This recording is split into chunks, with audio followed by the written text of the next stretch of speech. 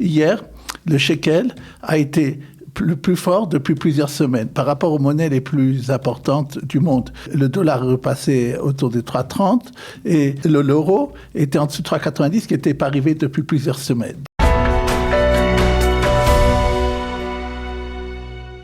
On va peut-être parler avec vous, Daniel, d'emblée de l'impact économique de ces élections. D'abord, combien ça a coûté et quel est l'impact économique de ce scrutin ?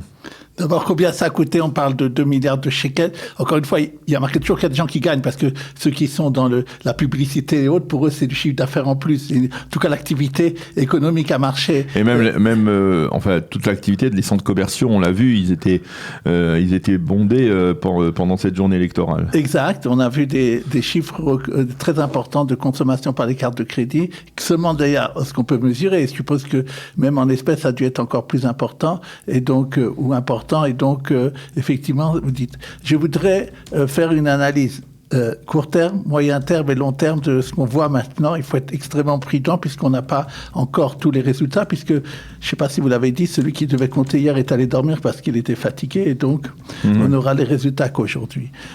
En ce qui concerne le court terme, je voudrais dire la chose suivante. Hier, le shekel a été le plus fort depuis plusieurs semaines par rapport aux monnaies les plus importantes du monde.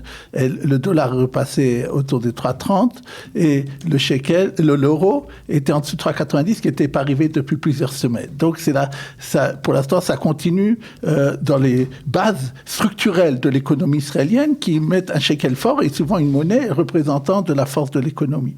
Une deuxième chose, la bourse, qui est aussi un point sensible de savoir qu'est-ce que les investisseurs et les marchés financiers pense. Elle a un tout petit peu baissé hier, mais je ne sais pas si je pense pas que c'est lié à l'incertitude politique, c'est surtout lié à ce qui s'était passé aux États-Unis la veille, et donc on peut rien dire pour l'instant à court terme, si ce n'est que ça reste dans le même ordre. Ça, c'est du court terme.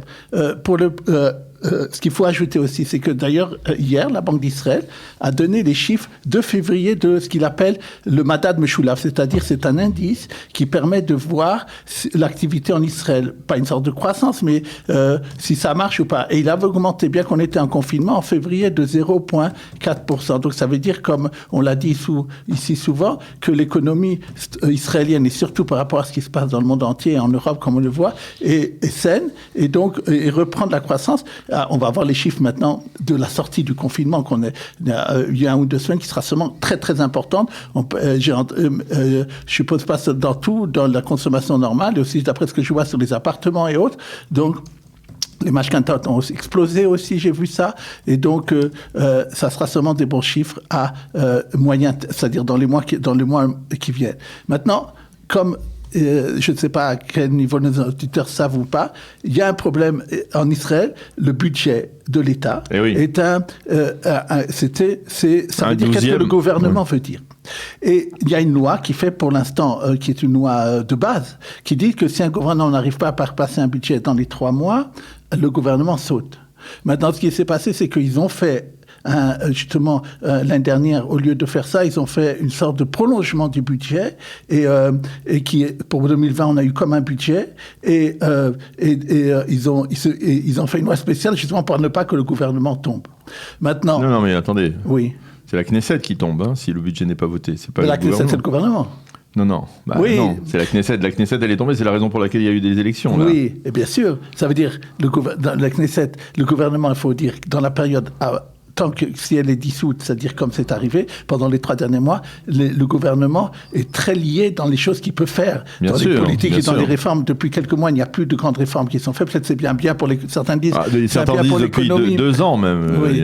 Mais il y a eu certaines réformes qui ont été faites parce qu'il y a eu quand même un certain budget qui a été donné. Et donc c'est ça qu'il faudra voir. Ce qu'il faut dire, c'est que les marchés financiers internationaux, à mon avis, les investisseurs et ceux qu'on a vus qui investissent en Israël, surtout dans la haute technologie et autres, étaient habitués à une stabilité économique, en tout cas, à point de vue de Netanyahou, qui est là depuis 10 ans. Et c'est évident, et je pense que tout le monde le reconnaît en Israël, que point de vue économique pur, il a amené une grande prospérité pour Israël. Et donc, il faut voir, et les sociétés de rating, on va être prévenu que s'il y a une instabilité politique en Israël, ils baisseront leurs notes. Donc, il faut voir, bien entendu, qu'est-ce qui va se passer dans les prochaines semaines. Pour l'instant, c'est l'incertitude pour savoir. Il peut y avoir, j'espère qu'il y aura des bonnes surprises. On est à la veille de Pessah et on aura peut-être du gouvernement national, on ne sait jamais. Et donc, il faudra voir où les choses vont aller dans les prochaines semaines. Ce qui semble sûr, c'est qu'il n'y aura pas de gouvernement d'union nationale. Ça, c'est un des cas de figure qui n'est pas envisagé pour l'instant. J'ai vu que oui, mais certaines fois j'ai vu que c'est possible. On a du mal à l'imaginer enfin dans la constellation actuelle. Mais en tout cas, on va parler des indépendants et des entreprises qui pourraient utiliser une méthode, on va dire, plus avantageuse pour recevoir des aides à la suite de l'épidémie, de la crise économique liée à l'épidémie.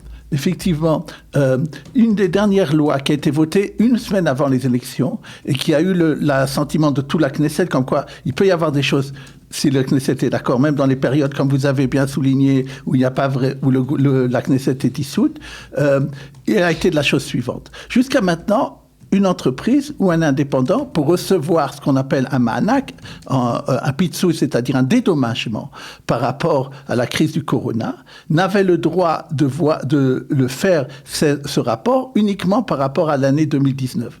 Or, il y a eu certaines personnes, certaines entreprises ou indépendants qui, pour diverses raisons, déjà en 2019, c'était pas extraordinaire. Donc, ils n'avaient pas le droit à ça. Alors, ils ont permis de dire, entre 2019 et 2018, c'est-à-dire le meilleur rapport par rapport à l'entreprise, c'est-à-dire que si 2019 avait été pas faible, a été faible, mais si 2018 avait été normal pour cette entreprise et qu'à cause du corona, même 2 ans après, elle a eu une baisse de ses chiffres d'affaires, elle aura le droit à tout, maintenant, pour ce qui arrive maintenant, à tous les aides que l'État a données, encore une fois, l'histoire de ceux qui ont été 25-40%, peu importe, toutes les aides de ce que le gouvernement va donner. Et bien entendu aussi également le droit d'aller et de demander de ne pas payer la Arnouna, ce qui est très important, surtout cet impôt-là locatif, qui est une charge très importante souvent pour les entreprises et les indépendants. Et ça a un coût, mais de à peu près un demi-milliard de shekels, mais ça va donner sûrement pour, en tout cas jusqu'à juin, puisque le filet de sécurité, encore une fois, n'est que pour ces 2 mois-là, permettre à différentes entreprises de pouvoir encore avoir de l'argent qu'elles ne pensaient pas pouvoir utiliser. Alors, nous allons maintenant parler d'un cas particulier. Hein. Là, c'est un cas particulier, c'est le cas d'une Ola Hadasha. Hein. Vous avez dit que vous avez retrouvé pour une Ola Hadasha un picadon de l'armée dont la banque niait l'existence. Explique-moi de quoi il s'agit. Oui. C'est un peu compliqué, là. Je vois cette chronique souvent comme un prolongement de ce que je fais à Kalita, avec Ayala Bloom ou avec le service de Kalitaim de Sarah Simcha et Ben Komoun, comme pouvoir donner des conseils financiers ou aider les Olim face aux banques et aux administrations financières. Il y a une Ola qui s'est adressée à Kalita et dont on m'a confié le dossier, qui disait la chose suivante. Depuis quelques années, elle avait terminé son Shorut Leumi et l'armée, donc, avait donné à la fin de son Shirut Leumi un picadon, c'est-à-dire de l'argent qui se trouvait dans une banque, qui se trouvait dans la banque Leumi en particulier, et elle l'avait laissé là-bas. Maintenant, pour des raisons spéciales, elle a fermé son compte. Maintenant, ce picadon-là n'avait pas été mis dans son compte principal, mais dans un sous-compte.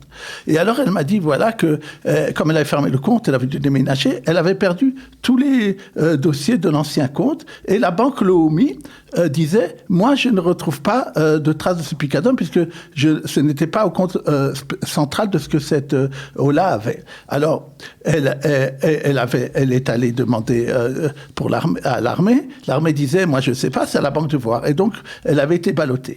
Alors, j'en ai parlé ici, j'ai essayé d'en parler souvent.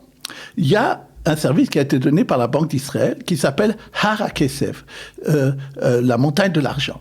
Ce service permet, lorsque quelqu'un a le doute, peut-être que lui ou un proche à lui qui aurait disparu, a de l'argent dans une banque.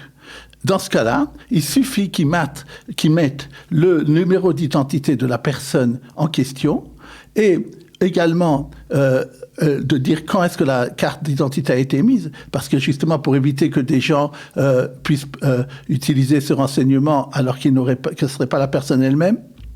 Également, de répondre à 2 questions, si on est sorti d'Israël dans les 3 prochaines années et si on a refait un passeport. Tout ça pour que la marette, c'est-à-dire le système, soit bien sûr que celui qui demande ce renseignement est apte à le demander et a le droit de le demander. Mm-hmm. Et j'ai fait donc ça et j'ai retrouvé justement, il y avait marqué, voilà, il y a effectivement de l'argent dans la banque Leumi, qui est là-bas. Nous refusons de dire combien il y a et quel est exactement le numéro du compte, mais que cette personne-là, avec ces renseignements-là, elle peut demander même ils disent par mail ou par truc, demander.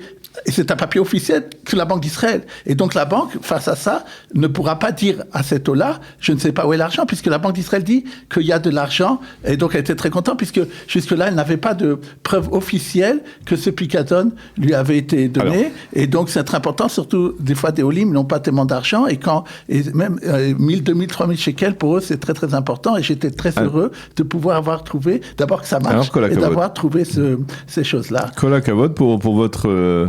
obstination à aider cette Ola Hadasha. Alors, on va terminer cette revue de la presse économique avec une note sur la fête de Pessah qui approche à grands pas. Vous avez remarqué qu'il y a eu une très nette augmentation de l'exportation de matzot israéliennes vers l'étranger ? Oui. Quelques jours en mars, le Machon Hayotsu, c'est l'organisation gouvernementale, je pense, qui en Israël est chargée d'aider les exportateurs et de donner des chiffres généraux sur les exportations. Ils ont voulu, avant Pessah de cette année, donner aux Israéliens des bonnes nouvelles sur l'exportation des matzot. Depuis 4 ans, l'exportation des matzot d'Israël augmente. Mais l'année dernière, elle a même augmenté de 40%. Et spécialement aux États-Unis, où elle a augmenté de 50%. Alors d'abord, pourquoi les États-Unis ?